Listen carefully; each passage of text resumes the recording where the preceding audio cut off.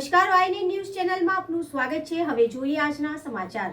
વડોદરા શહેરના વાઘોડિયા રોડ ખાતે ગઈકાલે શ્રીમદ ભાગવત કથા અંતર્ગત પોથી યાત્રાનું આયોજન કરવામાં આવ્યું હતું। વડોદરા શહેરના વાઘોડિયા રોડ ખાતે ગઈકાલે શ્રીમદ ભાગવત કથા અંતર્ગત પોથી યાત્રાનું આયોજન કરવામાં આવ્યું।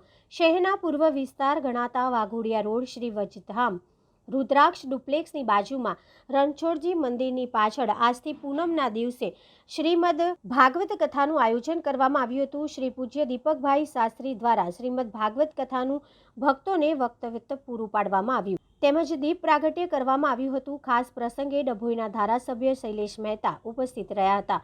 શ્રીમદ ભાગવત કથા સત્સંગ મહોત્સવ તારીખ 26 ડિસેમ્બર 2023 થી 1 જાન્યુઆરી 2024 એમ કુલ 7 દિવસ સુધી ચાલશે।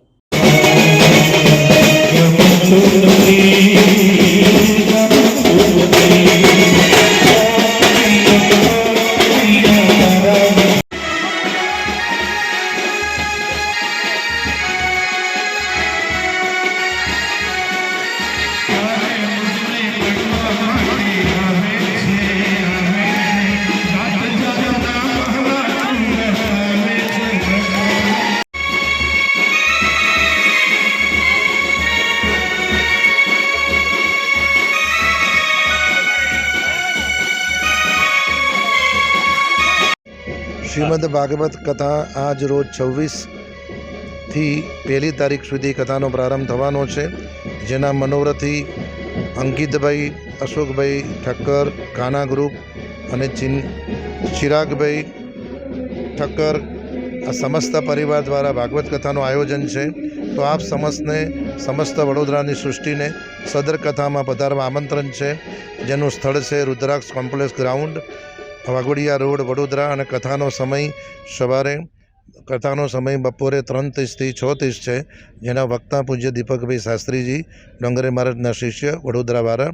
પધારનાર સર્વને જય શ્રી કૃષ્ણ।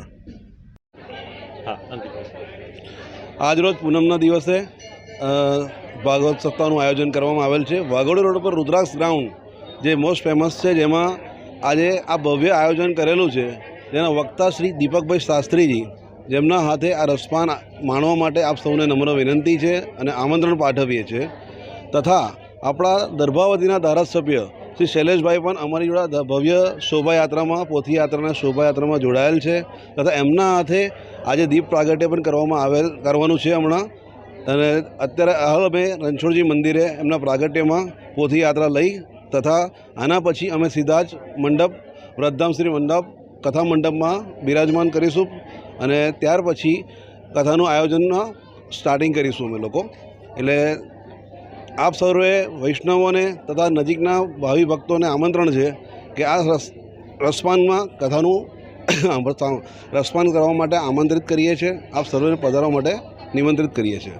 તો સૌને પરમ પૂજ્ય શ્રીમદ ભગવદ સત્સંગ મહોત્સવ રુદ્રાક્ષના મેદાન પર કાન્હા ગ્રુપ અને પવિત્રાય ચેરિટેબલ ટ્રસ્ટના માધ્યમથી ઠક્કર પરિવારના તમામ સભ્યોની સાથે રહીને પરિવાર સાથે એક કથાનું આયોજન છે। આજરોજ એની શરૂઆત થઈ રહી છે।